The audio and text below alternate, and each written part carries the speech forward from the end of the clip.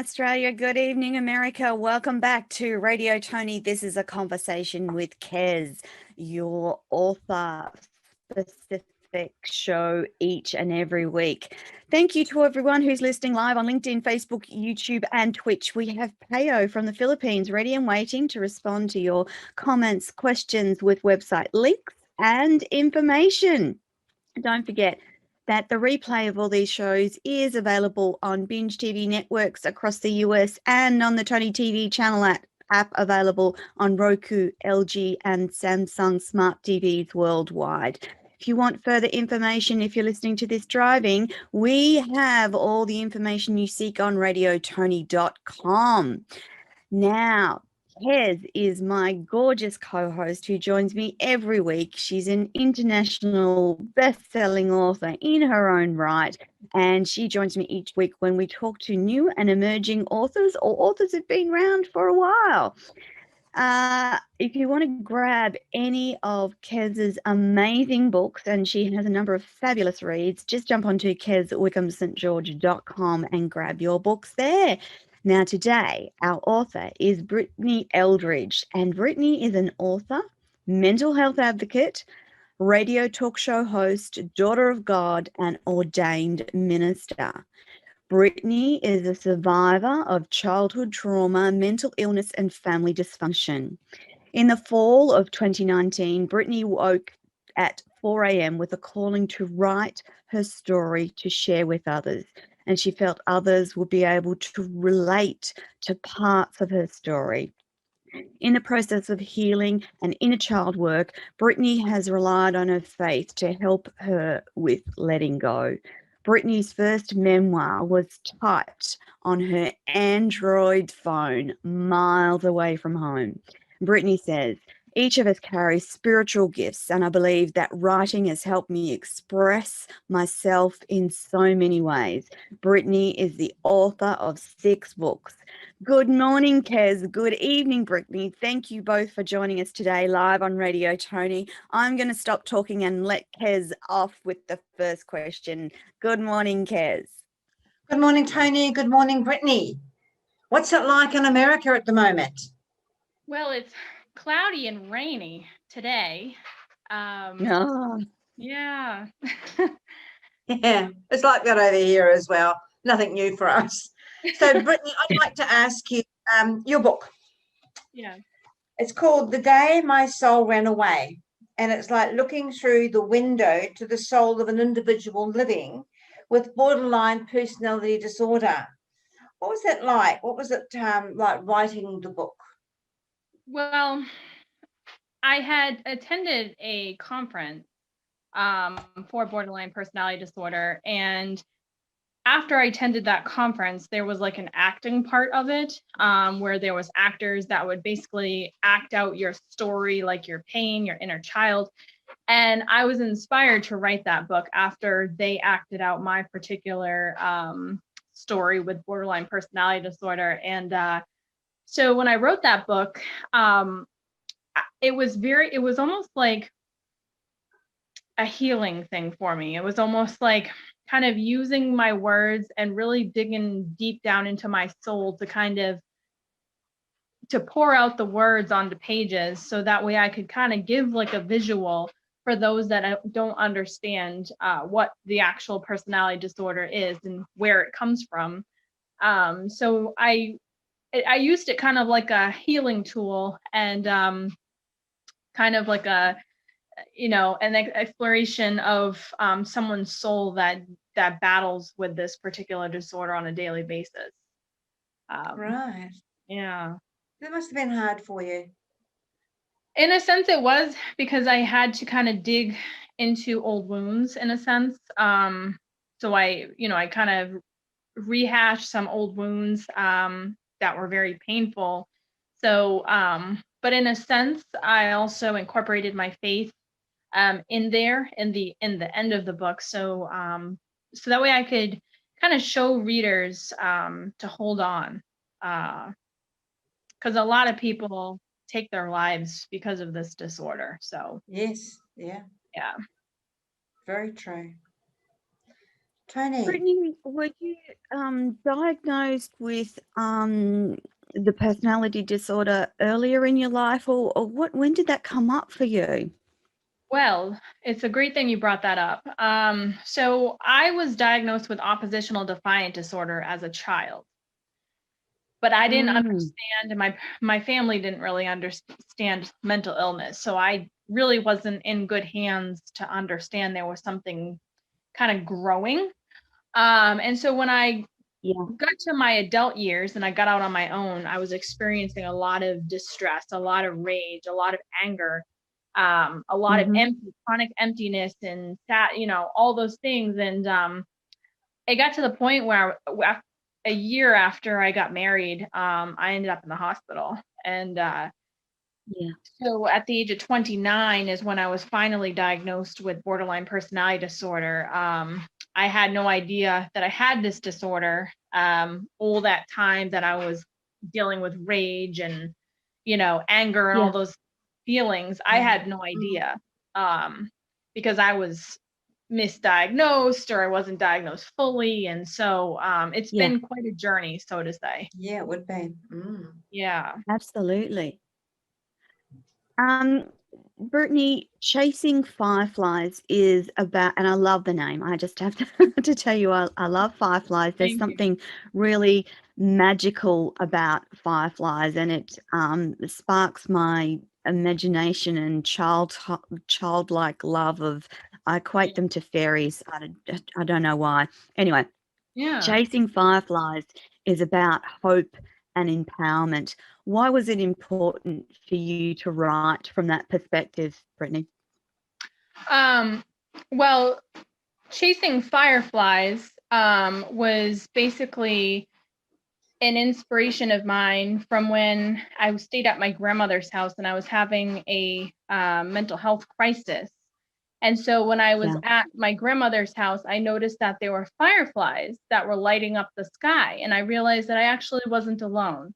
And so Oh, so I basically, that book is about a girl named Harmony, and she struggles mhm, with mental health, and she finds mm, her sacred space in the field behind Mama's shed. And as she Oh, goes through dark tunnels of life and she sinks rock bottom, these fireflies still guide her through her journey of life. And she oh, realizes that the higher power was putting those fireflies in her path for a reason and helped guide her out of some very dark stuff.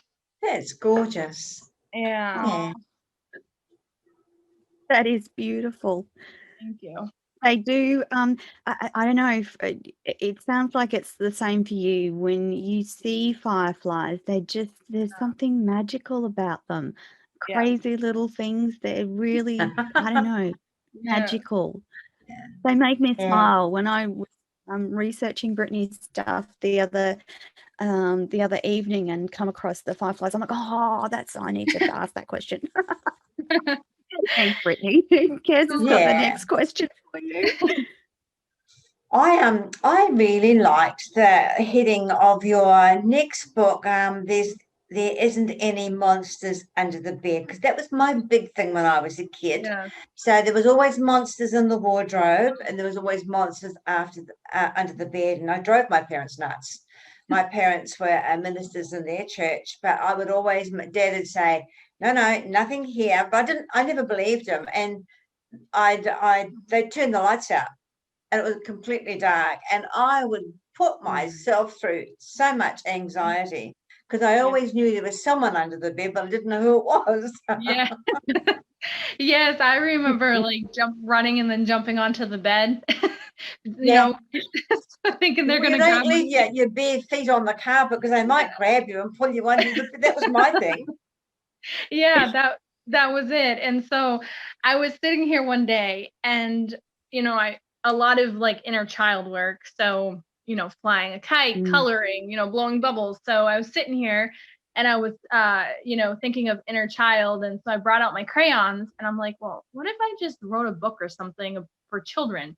And I'm no professional artist by any means. So I kind of laughed at my illustrations a little bit, but I but they make sense for what the story's about. And so the book is about a little boy named Max, and he meets his friend Ted.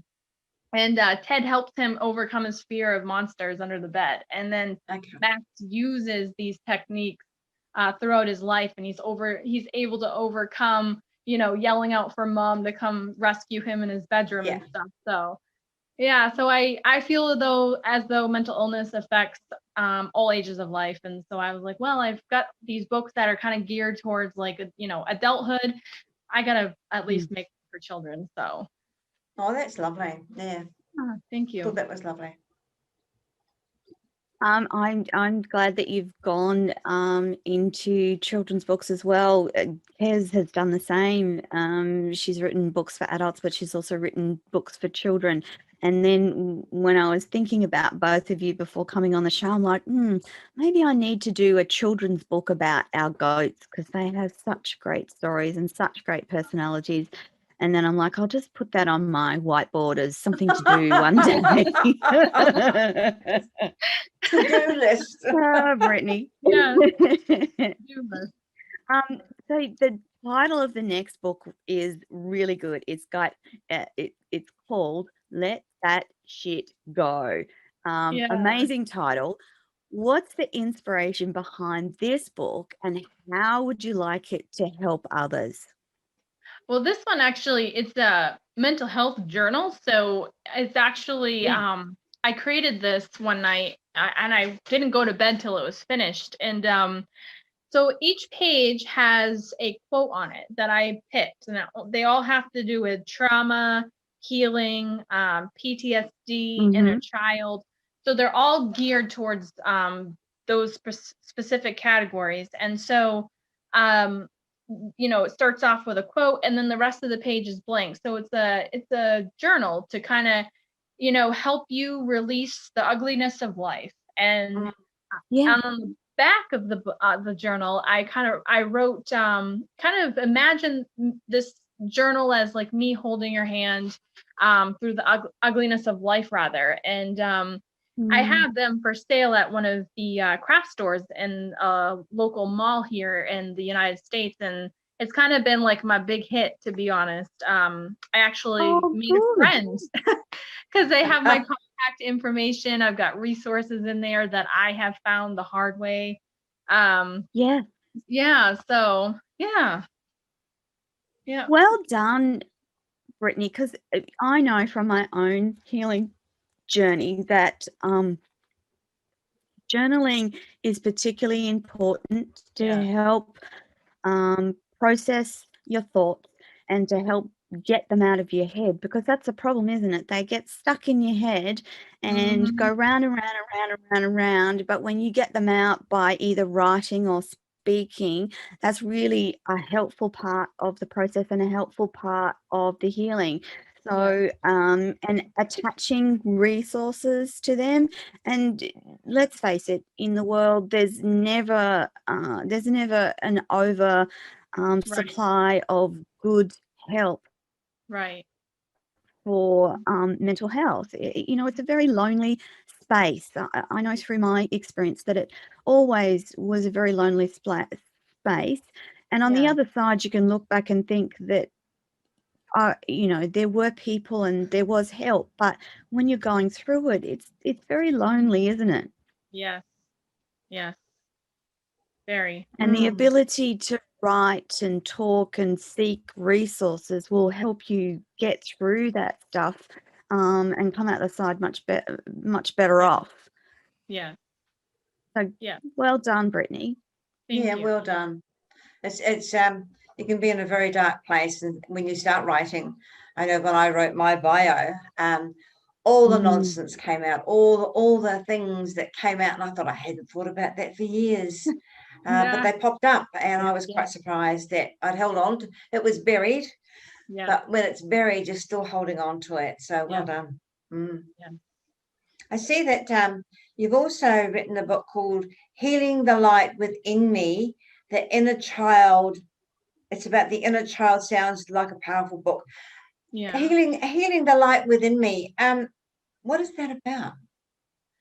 Well, that Goodness, that's it is a short story, but I created it as like a memoir of my journey with mental illness.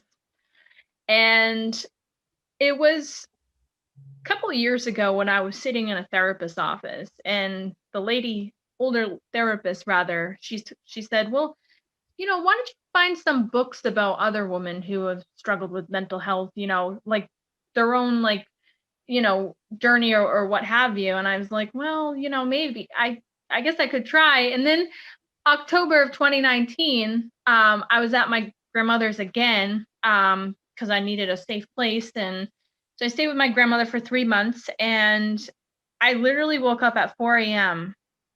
and I was like, I gotta write a book.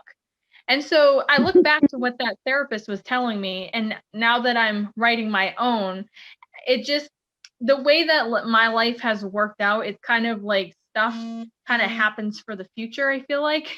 And so the way that I look at it spiritually anyways. And so so I thought it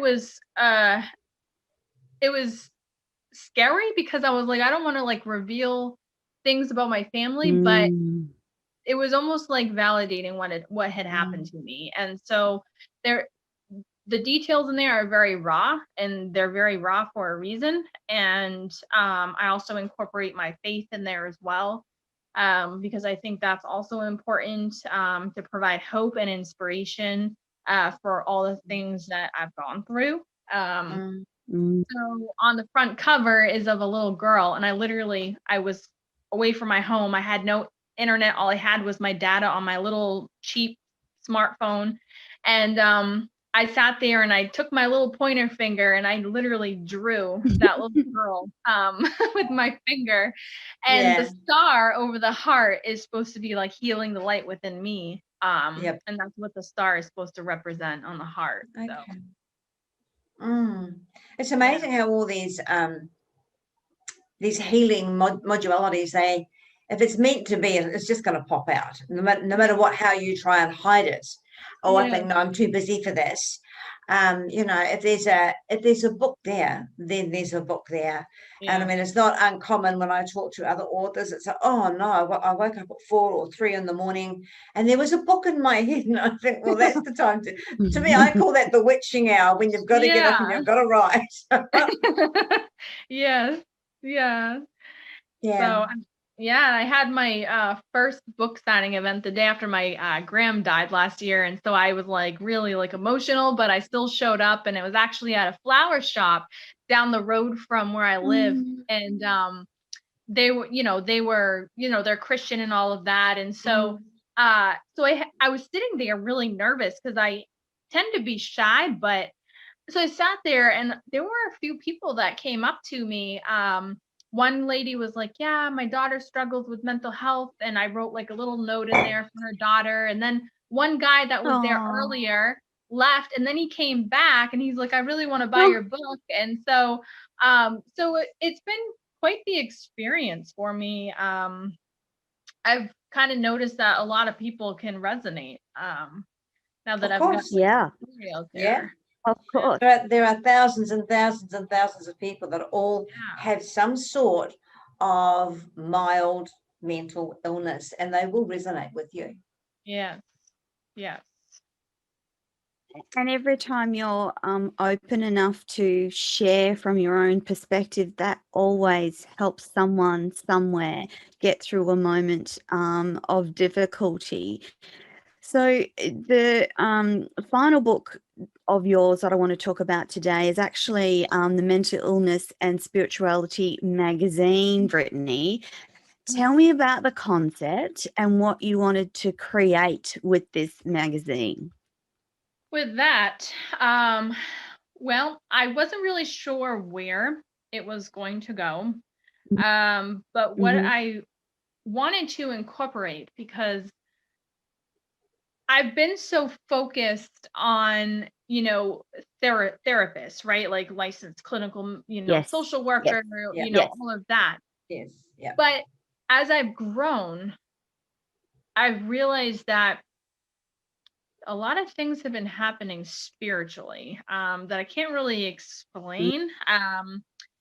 but I've been more sensitive, I guess. And I don't know if it's because I've hit rock bottom, but I've noticed certain callings. I've noticed people that have come into my life for a particular reason. Yeah.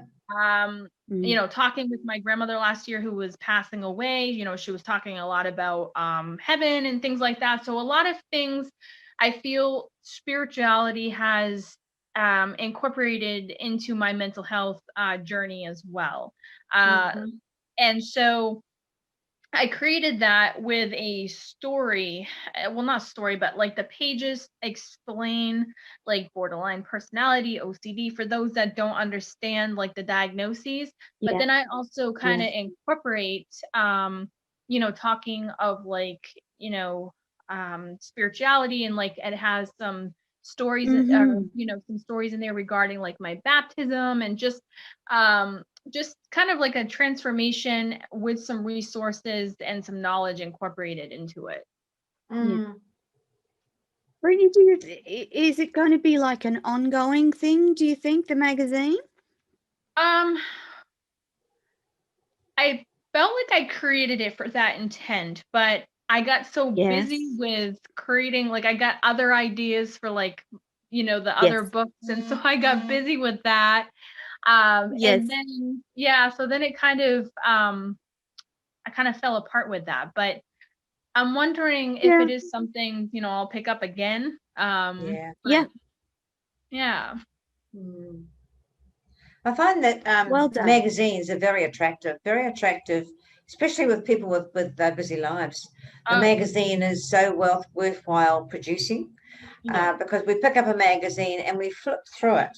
We don't actually read it. Right. But when you find a column that resonates with you in the magazine, I write for 2 different magazines, and I don't know whether they read, you know, they're always saying write more, but you know, there will be a clientele that will find your column absolutely amazing. Yeah, I agree. And there's a lot of healing, learning, and wisdom that you can get out to people via the pages of a magazine, Brittany. Yeah, I agree. Now, Brittany, jumping away from being an author, you have a perfume line. Yes, and that really made me sit back, because I know Toni's got one. I haven't got one. I just use any old thing that goes, I'll use that today. So that really resonated with me. How did you do this? Why did you do it? Well, I have to say Toni was my inspiration for that. She was my inspiration. I love smelling nice, and I love there was this yoga mat spray that I got from a spiritual store one day, and it had frankincense and orange blossom and stuff in it. And so so I was like, I really like that, but it's for like a yoga mat. So I was like, well, what if I, you know, create something a little bit more that I can actually wear on my body? So, so when I realized Toni had created one, I was like, that, you know, that's really cool. So, I wouldn't have known about that unless I had, you know, connected with Toni. So I thank her for that. Yeah, I go to a retreat. Sorry, Toni. No, I was just going to say, I was a little apprehensive about the whole creating thing, and then I just sat with it and thought, okay, just Spirit guide me about, you know, what needs to go in, and that's what I did, and I actually really like my own perfume. I wear it every day. Yes. That's I got my like sample. Me in a bottle. Yeah, exactly. Exactly. Yeah. I haven't got a perfume. I can't add that to my list, but I do work at a retreat once a year. We'll work and they on take that. their ladies. No doubt you will. I work at a retreat, and they take their ladies away to a perfumery, and it's because I'm working there, I don't get to go on the trip. But yeah, they come back and they just smell divine. But my favorite, I like working with oils. And Yeah. where I come from in New Zealand, I was accredited aromatherapist. So I do know about oils. My favorite thing is bergamot. I just love Yeah. it. Can't get Yeah. enough of it. Yeah, Yeah. so I guess that would be the base, almond oil. You know, look, but as I said, I go into the bath, I think I'll use that today. And my children always say, Mum, you smell like flowers. That's because there's such a mixture on. I've got this and this and this and this. Oh gosh. And that's the thing about the Boston Perfumery is that their perfumes are oil-based. Yeah. So they like the smell hangs around all day and it's so Yeah. lovely on your skin as well. So Yes, I yeah. was really impressed with them, Brittany. So I'm Yeah. glad you've done that as well. Yeah. Thank Toni, you. did you Our not have the next question. experience? Did you not Sorry, make your Tess? own up using the oils yourself? Well, I had an idea of what I wanted to use, and I concocted it at home, thinking, well, that's okay. But when the sample came back to me, it was so much better. Like I liked what I'd concocted at home and thought, okay, if it smells like that, it'll be okay. But when I got the actual sample, it smelt better than that. So I was really impressed with what they did, and they're very good to work with. Those Yeah. guys from Well, Boston you've given me Perfumery, an they're interest now. Yes, Kez, I thought the same thing. I'll have to do an intro because they just the process is really nice, and the way that they guide you to get your formula is great, and they've got a whole range of things to choose from, Yeah. whole lot of aromas, and yeah. So educative as well as creative is what I thought. Brittany, Fabulous. going away from the books and the perfume line, you're also an ordained minister. How Yeah. did that come about, and why did you go down that particular track? Well, I was sitting here and I been taking out my Bible a lot and reading it, and I thought to myself, well, what if I was an ordained minister? And I just kind of sat with it and thought about it for a little while. And with the mental health, I've really been trying to find my purpose. I've written books and things, but I wanted a little bit more, I guess, to feel like I was fulfilling some type of purpose. And so I started researching, how do you become an ordained minister? And so I searched the AMM.org. It's the American Marriage Ministries. And I was able to get ordained through there. And they sent me my certificate, my booklet, and all of that. And I haven't performed any weddings yet, to be honest. But I do put it out there for those that are looking for someone to officiate a wedding. I can remember my own wedding. It was quite stressful because I did everything myself.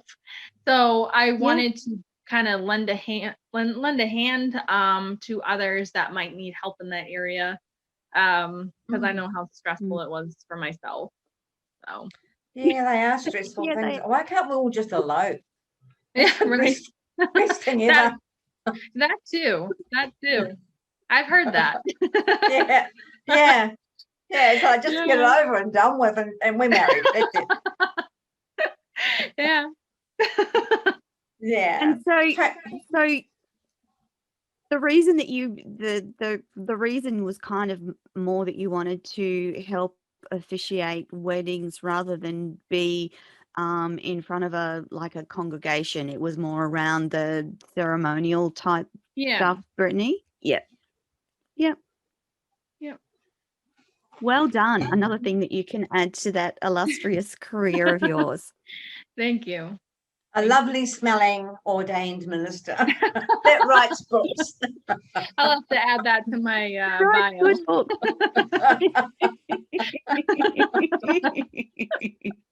I wish we had, I've written kids' books, and I'd love to have books that smell nice. Wouldn't that be lovely? We could invent something like that. Yeah. So you have, and I absolutely adored this title. Toni's written that you have another book coming out called The Layers of an Onion.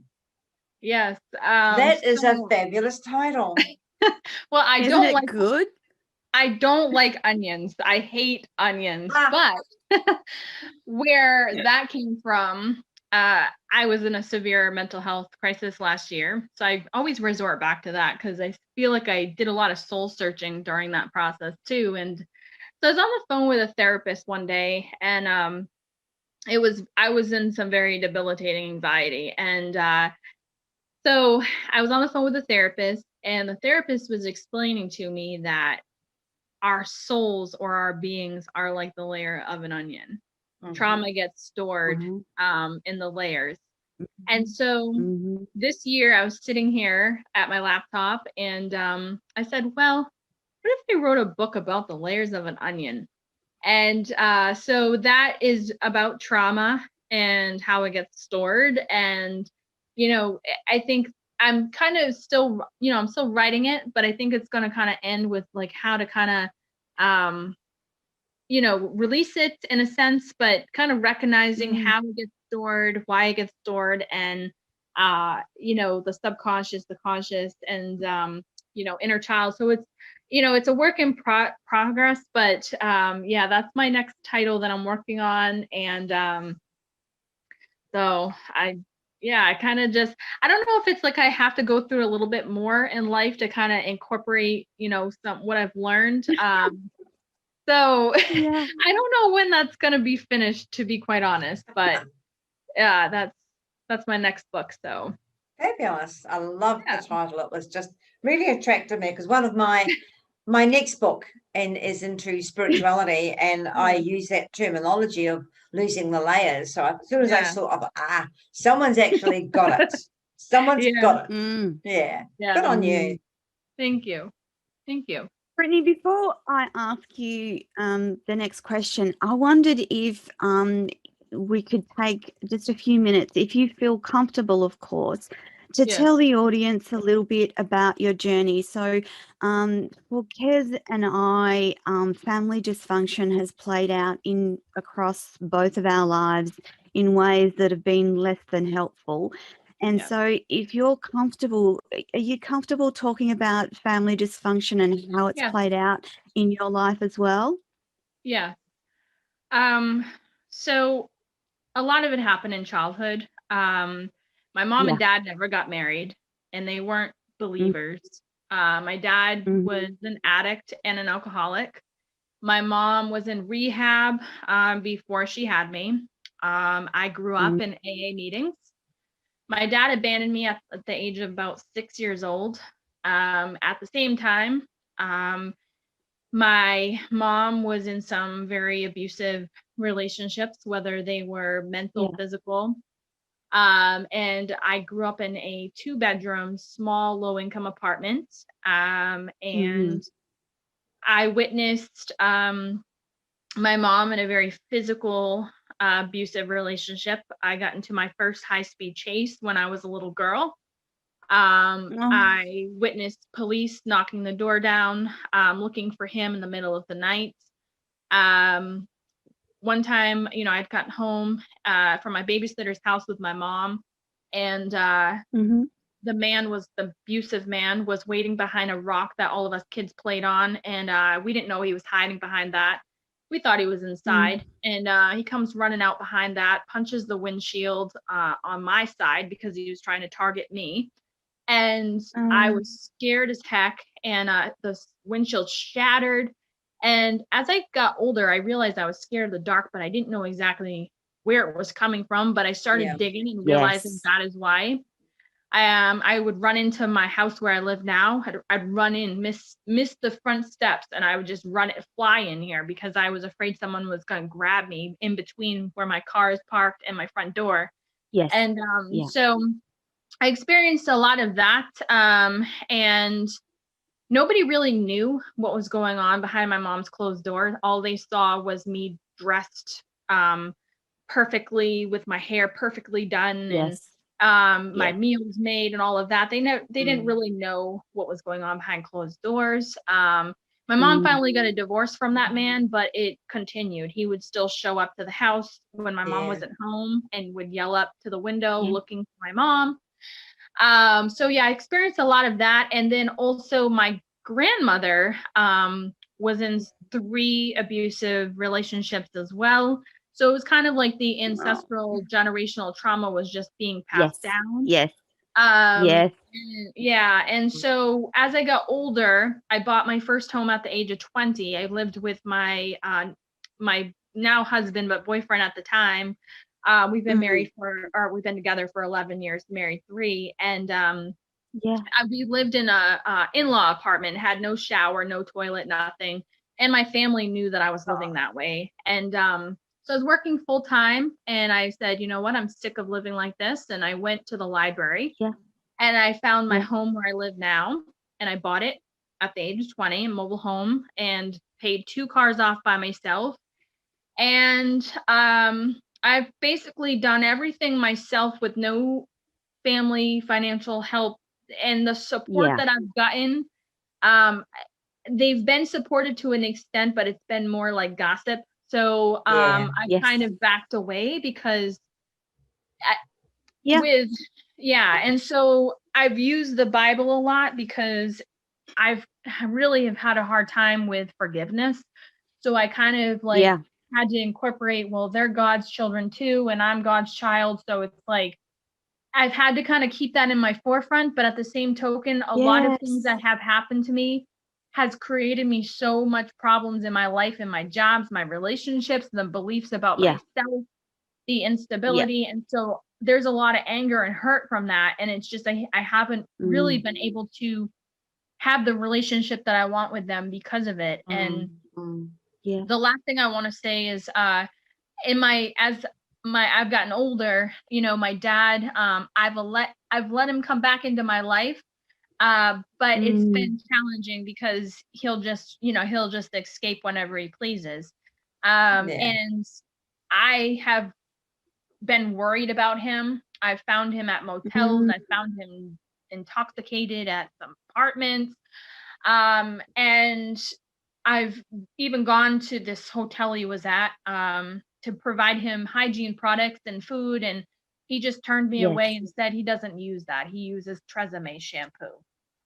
So I've been rejected a lot and betrayed. I've said some very hurtful things to my family recently because of my anger and my my understanding of the personality disorder. And they don't want to talk to me because they are, so it's been really challenging. And it's been really, really challenging. And then 2 months after I graduated high school, I lost my high school boyfriend to a tragic car accident. Actually 5 minutes from where I live now, he crashed into a tree by accident. And so it's been a lot of loss, rejection, and a lot of fear, a lot of being afraid of what's going to happen. Not good. But you're looking, by the way you talk and that, you're healing very well, and the writing can only help. And the perfume. Perfume. That's for sure. Absolutely. Absolutely. Brittany, I actually believe that those of us that have suffered from trauma and dysfunction, we make the world a better place by actually speaking openly about those things. Both Kez and I have suffered from family backlash because that's what we do, because we've written about those things. It sounds too like you've had some family backlash from the things that you've spoken about and written about. I'm just wondering, are you okay? And have you got strategies, or have you got support around you to help you deal and heal with that?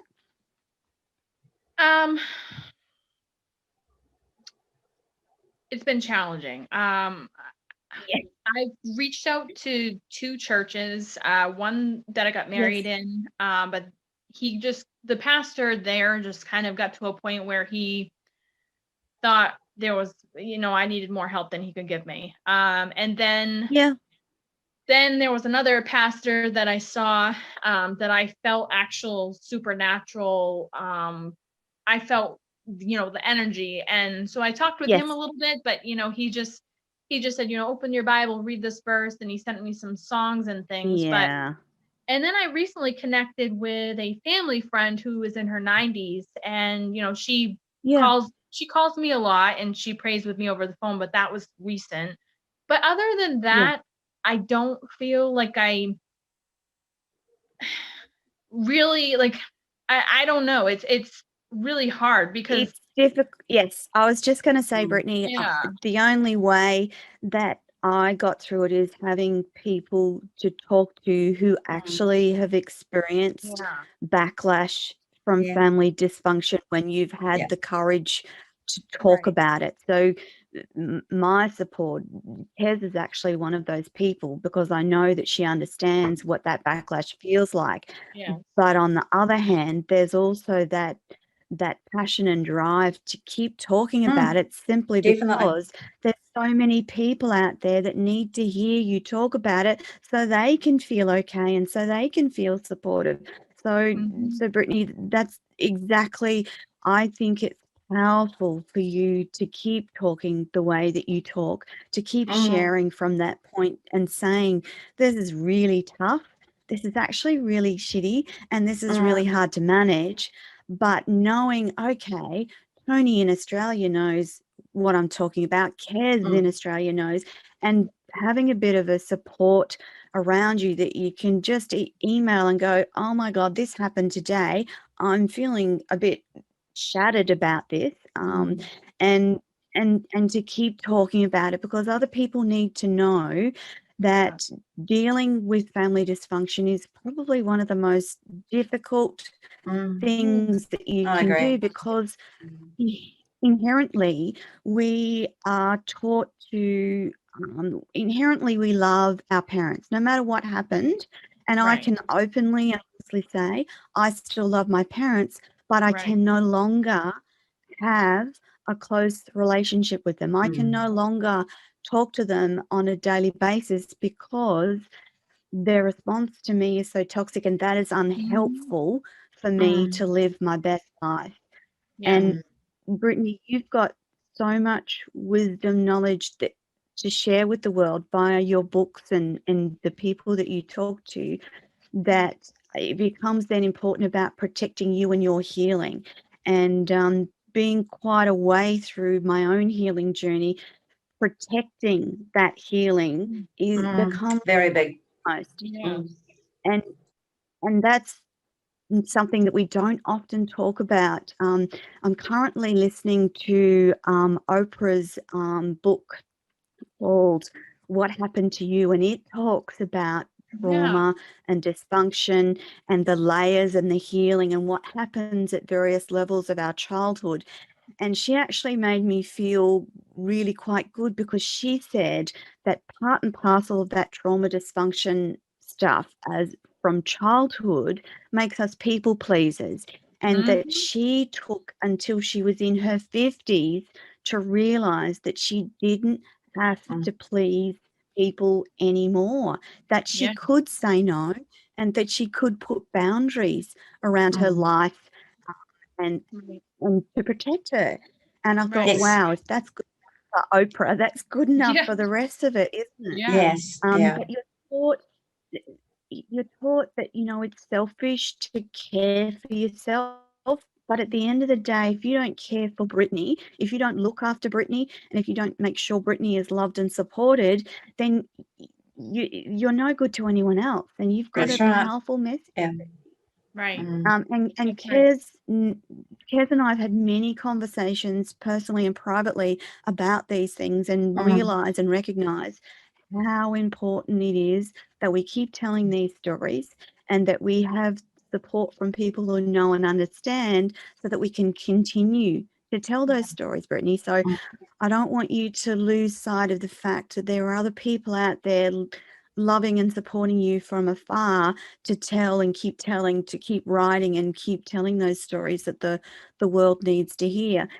And Kez, your story is very similar as well, isn't it? Yes, it is. My parents, within their own families, were very dysfunctional. And then I found that I blame the DNA, because it came down through my sister. Now, if we'd have recognized mental illness then, maybe my life wouldn't have been so hard.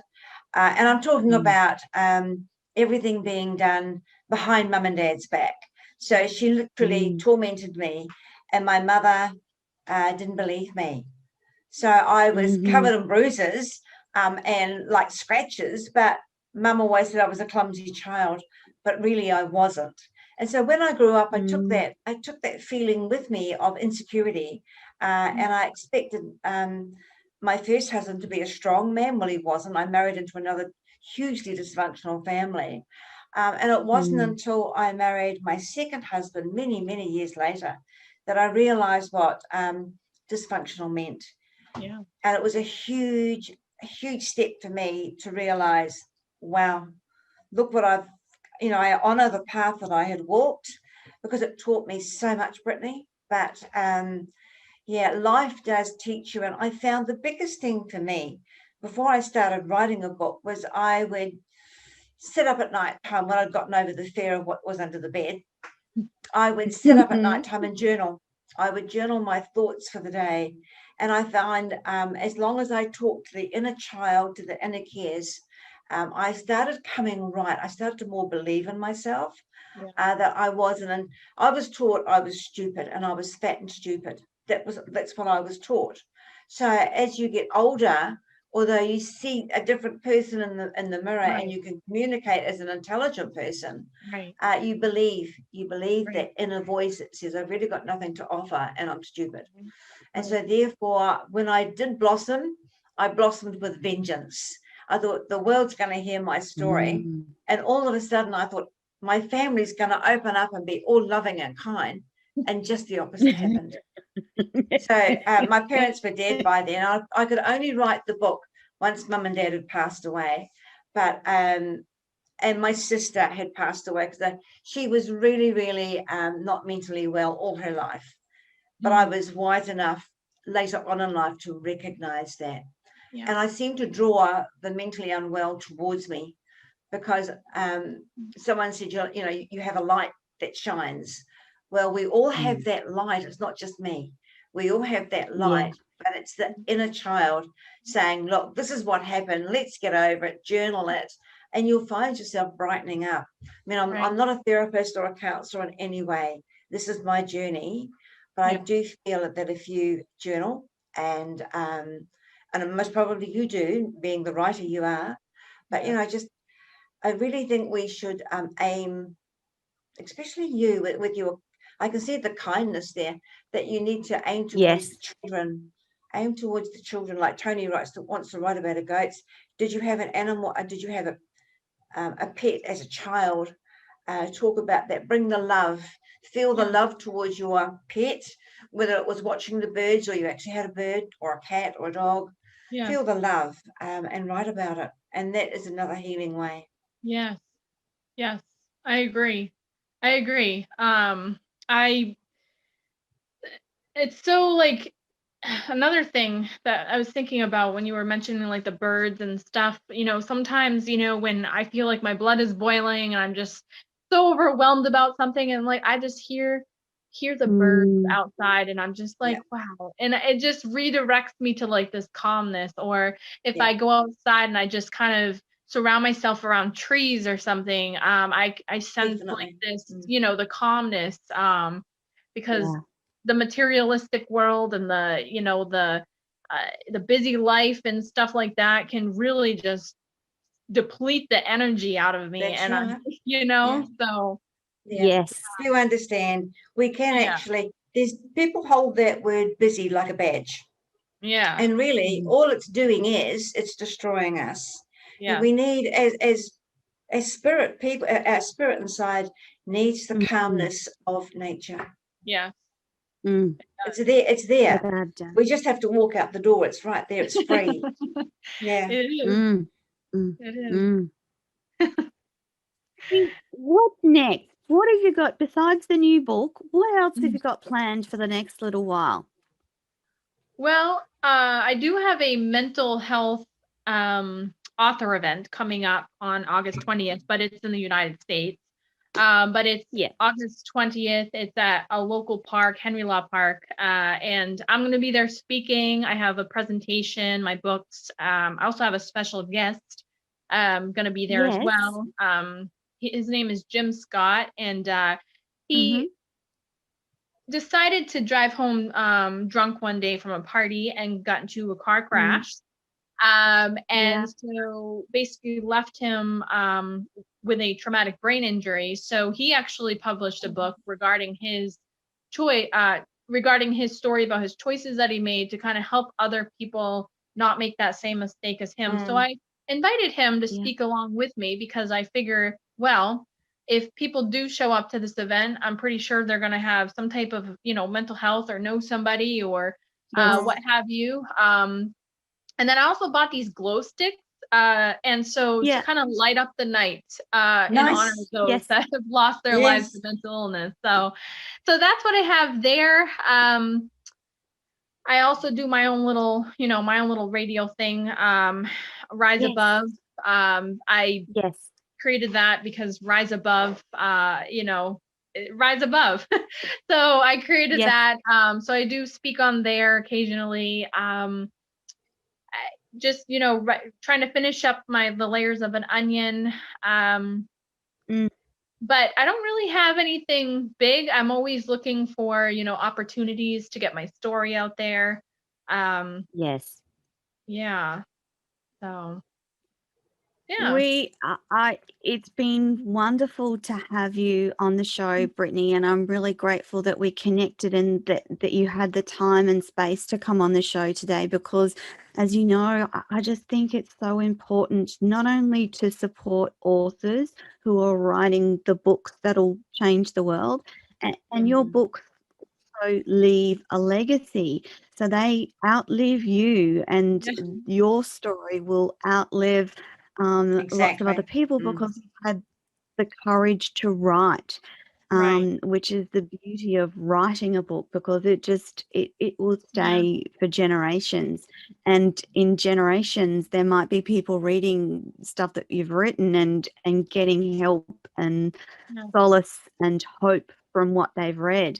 Mm. Again, thank you so much for taking the time to talk to Kez and I on the show today.